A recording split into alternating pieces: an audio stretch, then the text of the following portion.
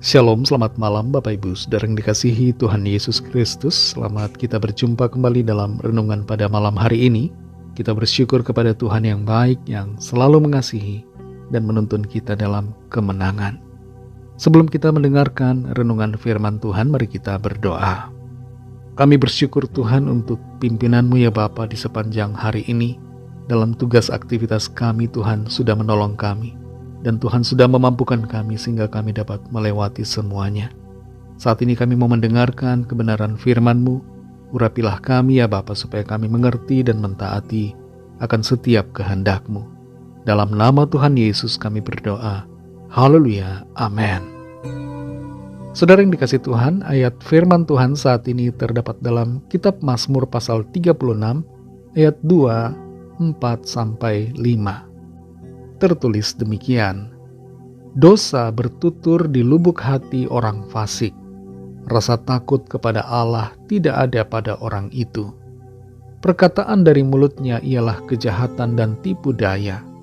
Ia berhenti berlaku bijaksana dan berbuat baik. Kejahatan dirancangkannya di tempat tidurnya. Ia menempatkan dirinya di jalan yang tidak baik. Apa yang jahat tidak ditolaknya. Saudara yang dikasih Tuhan, di dalam hati orang fasik, orang yang hidup dalam kejahatan, yang bertutur di dalam hatinya adalah dosa. Sebaliknya orang-orang yang hidup dalam kebenaran, hidup dalam iman kepada Tuhan, maka yang bertutur di lubuk hatinya adalah kebenaran. Firman Tuhanlah yang berbicara.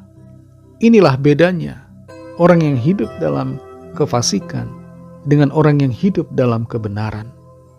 Yang hidup dalam kefasikan, yang terkandung dalam hatinya adalah kefasikan, dosa, dan kejahatan. Tapi orang yang hidup dalam kebenaran, maka yang ada di dalam hatinya adalah firman, kebenaran, dan terang. Hati adalah bagian dalam hidup kita, dalam pribadi kita yang otentik. Hati adalah bagian dari diri kita yang menjadi tempat di mana kita menginginkan, mempertimbangkan, dan memutuskan. Hati merupakan istilah yang berbicara tentang pribadi kita secara keseluruhan. Hati adalah tempat di mana perasaan, keinginan, hasrat, pikiran, pemahaman, dan berbagai prinsip kita berada. Hati adalah tempat yang dituju oleh Tuhan, tempat di mana Tuhan mau berdiam. Kalau kita perhatikan Mazmur 36 ayat 2, 4, dan 5 ini, dosa bertutur di lubuk hati orang fasik. Rasa takut kepada Allah tidak ada pada orang itu. Orang yang hidup dalam kefasikan tidak merasa takut kepada Tuhan. Sebaliknya merasa dirinya hebat, merasa dirinya bisa segala-galanya. Tidak ada pertimbangan di dalam hatinya. Dia tidak peduli apakah yang dilakukannya salah atau benar. Dia tidak peduli apakah itu berkenan kepada Allah atau tidak. Sebab dia tidak takut kepada Tuhan. Perkataannya tidak dijaga. Kelakuannya tidak bijaksana dan tidak baik. Kejahatan dirancangkannya di tempat tidurnya. Menjadi pertanyaan buat kita, apa yang kita rancangkan di malam hari, di saat kita akan tidur? Apa yang kita rencanakan untuk kita lakukan besok hari? Apakah hal-hal yang baik atau hal-hal yang jahat? Apakah kita menempatkan diri kita di jalan yang tidak baik, atau kita menempatkan diri kita di jalan yang dikehendaki Tuhan? Di bagian ayat kelima di sini dikatakan, apa yang jahat tidak ditolaknya. Inilah yang dilakukan oleh orang fasik. Kita ingat Kain. Kain tidak menolak yang jahat.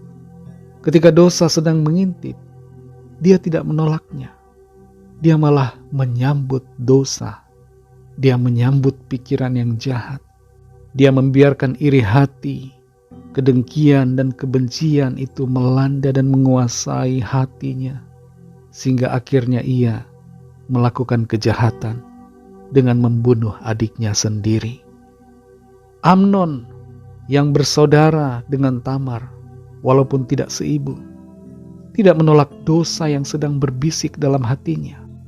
Keinginan hawa nafsu seksualnya yang berdosa tidak dikalahkannya, tapi dibiarkannya melanda dan menguasai hatinya, sehingga akhirnya ia melakukan hal yang tidak sepatutnya terhadap saudaranya sendiri. Saudara yang dikasihi Tuhan, jangan biarkan dosa bertutur di lubuk hati kita, tapi izinkan kebenaran yang bertutur dalam hati saudara dan saya. Jadilah pribadi yang menyenangkan hati Tuhan, yang mengizinkan firman-Nya tinggal di dalam hati kita. Jadilah pribadi yang selalu takut akan Tuhan dan yang hidup merancangkan kebaikan. Kasih karunia Tuhan, Roh Kudus akan menolong dan memampukan saudara dan saya. Mari kita berdoa. Malam ini Tuhan, kami bersyukur untuk firman-Mu yang sudah kami dengar, yang sudah kami pelajari, yang sudah kami renungkan. Firman-Mu yang menuntun kami selalu untuk berjalan di dalam kebenaran-Mu. Ampuni kami Tuhan kalau selama ini kami seringkali menyimpang dari jalan-jalan-Mu. Kalau kami seringkali membiarkan dosa bertutur di lubuk hati kami. Bersihkanlah hati kami Tuhan. Kuduskanlah dengan kuasa firman-Mu, sehingga hati kami bersih.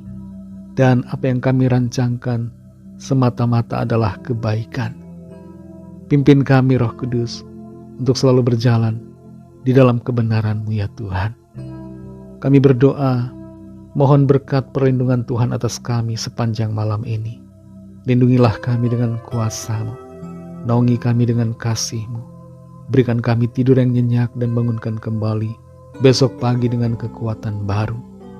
Kami bawa kepadamu Tuhan setiap pergumulan, setiap persoalan dan permohonan doa kami masing-masing. Lawatlah setiap kami, nyatakanlah kuasa mujizat-Mu bagi kami. Ada kesembuhan, ada pertolongan, ada mujizat Tuhan.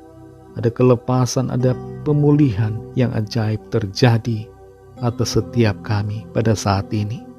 Terima kasih Tuhan. Dalam nama Tuhan Yesus Kristus, kami sudah berdoa dan mengucap syukur. Haleluya. Terimalah berkat Tuhan. Tuhan memberkati engkau dan melindungi engkau. Tuhan menyinari engkau dengan wajah-Nya dan memberikan kasih karunia. Tuhan menghadapkan wajah-Nya kepadamu dan memberikan damai sejahtera. Berkat dan anugerah Allah Bapa, kasih karunia dari Tuhan Yesus Kristus, dalam persekutuan dengan Roh Kudus, menyertai kita semua, sekarang ini dan sampai Maranatha Tuhan Yesus datang kembali, dan bahkan sampai selama-lamanya.